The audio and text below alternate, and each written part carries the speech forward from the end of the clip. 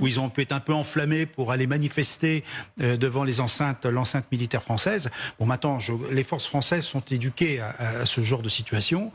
Elles restent calmes et maîtrisent de leurs forces, et maîtres de leurs forces.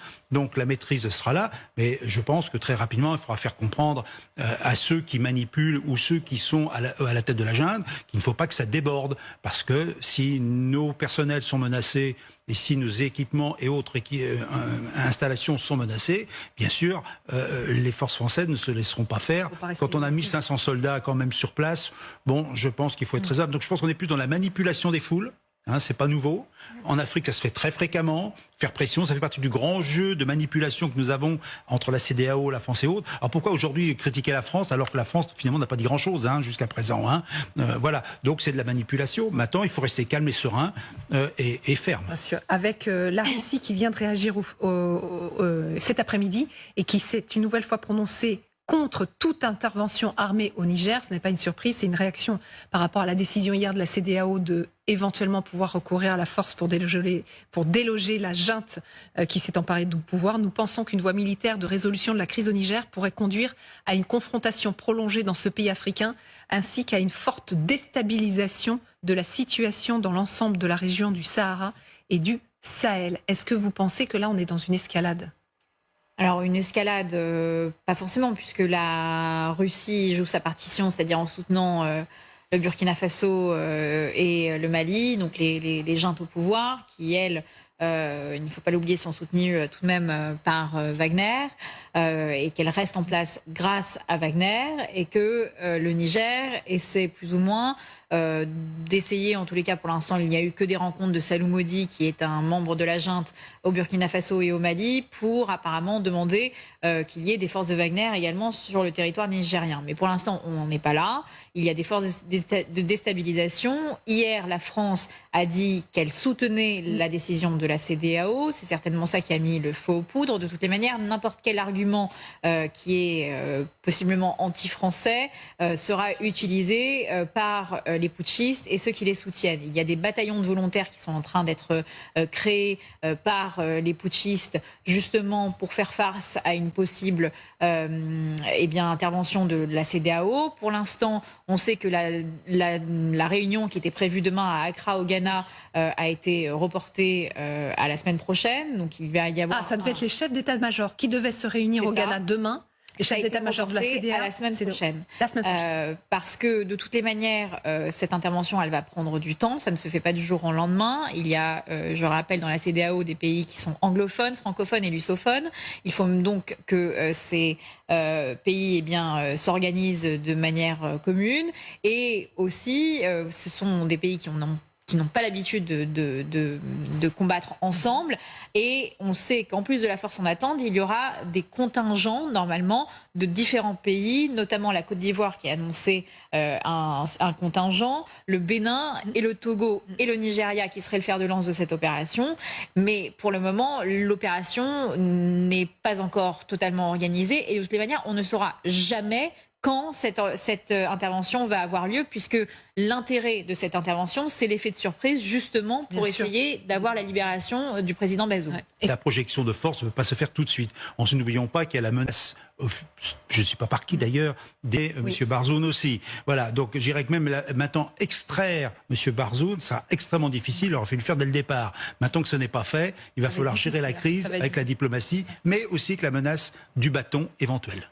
Rencontrés, existaient et voulaient défendre leur identité. Votre histoire d'Union européenne est en train de mourir. C'est pour ça que j'ai pitié quand je vois les présidents africains qui sont là, comme notre président Patrice Talon et les autres, à se soumettre vis-à-vis de l'Occident, vis-à-vis de la France, vis-à-vis de tous ces pays. Vous n'avez pas honte? Vous n'avez pas honte? Vous n'avez pas honte? Président africain toujours en train de japper. Macron, c'est pas Jacques Adi, c'est Macron Adi. Et vous suivez. Qui êtes-vous? Des hologrammes.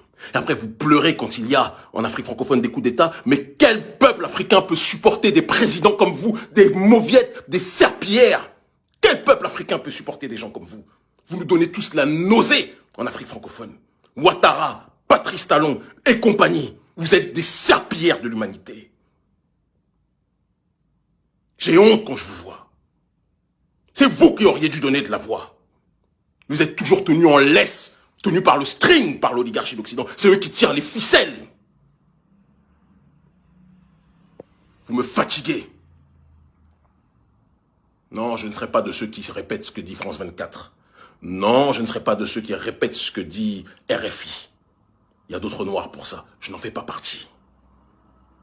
Poutine n'est pas un héros, n'est pas un messie, mais ce n'est pas mon ennemi. C'est votre ennemi. Et vos ennemis, chers occidentaux, ne seront jamais systématiquement nos ennemis. La période des tirailleurs sénégalais est terminée. Terminée. Quant à Barkhane, parce qu'il faut aussi qu'on en parle, évidemment. Barkhane qui, puisque le Mali a pris ses responsabilités, je passe une grosse salutation à un homme dont on ne parle pas assez, le ministre Sadio Camara, le ministre de la Défense, un homme, un Ragel comme on dit, un homme, un combattant, un guerrier. On parle beaucoup d'Assimi Goïta, mais je veux qu'on parle de Sadio Camara aussi. Nous sommes ensemble. Vous avez pris vos responsabilités. On parle beaucoup de Choguel Maïga. Moi, mes gens, c'est Assimi Goïta et Sadio Camara. Je le dis. Même si je ne connais pas Choguel, je le salue. Mais moi, mes gens, c'est Sadio Camara. Parce que ce sont des gens qui, sur le terrain, risquent leur vie. Ils le savent. Vous comprenez ce que je veux dire? Donc ces derniers ont pris leurs responsabilités. Ils ont chassé Barkhane. Barkhane est en train de partir petit à petit. Eh bien, ce que je dis, puisque le Niger s'est proposé pour recevoir notre cher Barkhane, les Takuba et compagnie, et que d'autres pays environnants, parce que toutes les marionnettes que j'ai citées, toutes les marionnettes, les maquis très très sales, les Patrice Talon et compagnie, sont prêts à collaborer. Ils n'ont pas le courage de le dire publiquement parce qu'ils savent que c'est la honte, mais ils sont tous prêts à collaborer avec la France qui elle-même est la responsable numéro 1 du terrorisme en Afrique. Mais comme nos présidents se prostituent politiquement devant l'oligarchie d'Occident, ce sont des dirigeants dirigés et non pas des dirigeants qui prennent leurs responsabilités, eh bien c'est la société civile qui doit prendre son destin en main. Et nous le prendrons. Certains m'ont dit qu'Emile ne parle pas, tu vas aller en prison. On m'a déjà mis en prison, je suis toujours là. Vous m'avez menacé de mort, je suis toujours là. Talon, vous avez essayé de briser ma famille, je suis toujours là. Vous n'y arriverez pas. Je ne suis pas de la race des gens que vous impressionnez. Je vous le dis.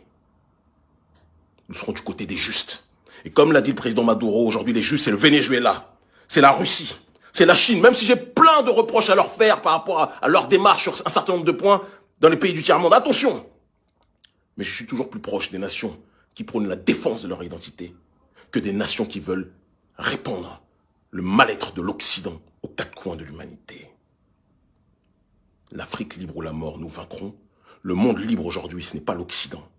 C'est ceux qui veulent récupérer leur terre. Poutine veut récupérer sa terre. Vous ne me ferez pas dire le contraire. Vous avez détruit l'Union soviétique. Ça a été le symbole de l'effondrement du mur de Berlin. Vous avez détruit l'Afrique. Ça a été la conférence de Berlin. On a tous en point commun la compréhension de ce que signifie Berlin pour les peuples souverains. Cette période est terminée. Plus de tirailleurs sénégalais.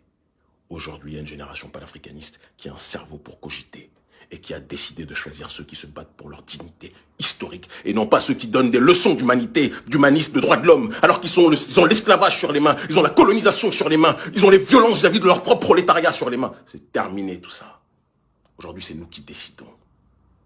J'ai vu un gorille, un idiot qui me dit « Tu vis en Europe, imbécile, je vis à Cotonou. » Idiot, avec ton visage idiot là. Je vis à Cotonou, tout le monde le sait. Tu peux me trouver à n'importe quel moment. Je suis en déplacement parce que contrairement à toi, en effet, je voyage pour aller à la rencontre de mon peuple partout où il se trouve. Abruti, va. Imbécile heureux. Toi et les ados moutons là. Payés pour 10 000 francs CFA et vous êtes là en train de faire la veille avec des fautes d'orthographe à chaque lettre. Même pas à chaque mot, à chaque lettre. Imbécile. L'Afrique libre ou la mort, nous vaincrons. Ils finiront par comprendre. Je ne suis pas de la race de ceux qui se soumettront. Nous avons choisi, nous c'est Maduro, c'est Poutine, c'est la Chine, d'accord? Très clairement. Ça ne sera jamais Macron, ça ne sera jamais Boris Johnson, ça ne sera jamais l'Occident, ça ne sera jamais les prostituées africains de présidents, les Ouattara, les Patrice Talon et autres qui se soumettent à l'Occident au lieu de tenir leurs pantalons. Je vous combattrai jusqu'à la mort. N'oubliez jamais ça. Jusqu'à la mort, je vous combattrai. Vous qui asphyxiez vos peuples, vous qui terrorisez vos peuples, comme Talon qui asphyxie tout le monde dans son pays au Bénin. Hein? Qui terrorise les gens, qui pousse les gens à l'exil politique, qui humilie les gens, qui casse les commerces des pauvres, qui ne peuvent même pas vivre. Toi et toute ta clique, président Talon. Nous aussi, nous t'avons à l'œil. Nous n'avons pas les millions, mais nous avons notre dignité. Nous avons Dieu Tout-Puissant qui veille sur nous. Tu peux faire tous tes mages, toute ta magie. Tu ne nous éteindras pas. Le temps te le dira, je suis le caillou dans ta chaussure. Ils finiront par comprendre.